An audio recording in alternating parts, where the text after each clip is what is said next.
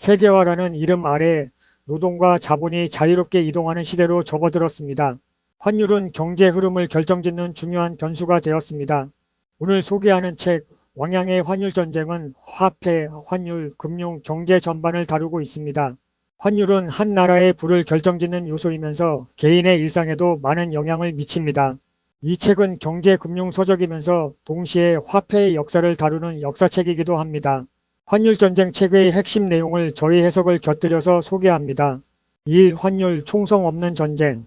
경제는 숫자로 표현되는데 그 중에서도 우리가 가장 자주 접하는 숫자가 환율입니다.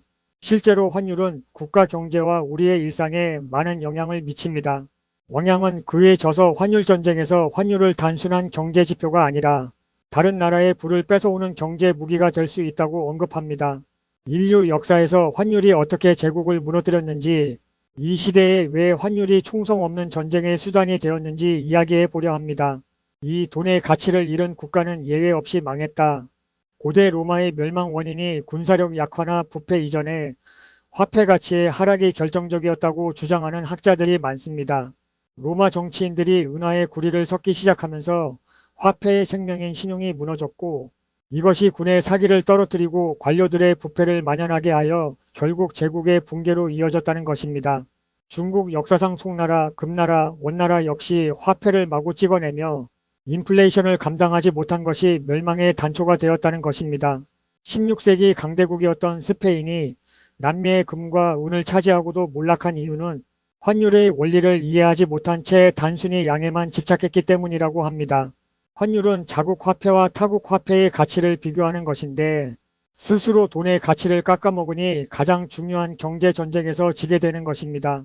여기서 우리가 얻어야 할 교훈은 명확합니다. 환율은 그 나라의 경제력과 위상의 척도이면서 그 나라의 종합신용 점수라는 점입니다. 환율 시스템을 모르면 국가 경제도 위험하지만 개인의 투자도 위험해질 수 있습니다.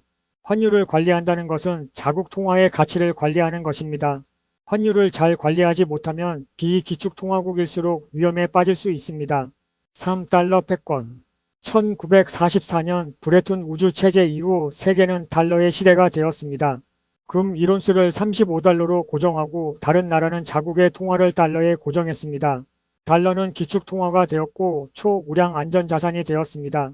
돈 쓸 일은 많았고 재정 지출은 늘어났고 미국은 규칙을 깨고 달러를 계속 찍어냈습니다.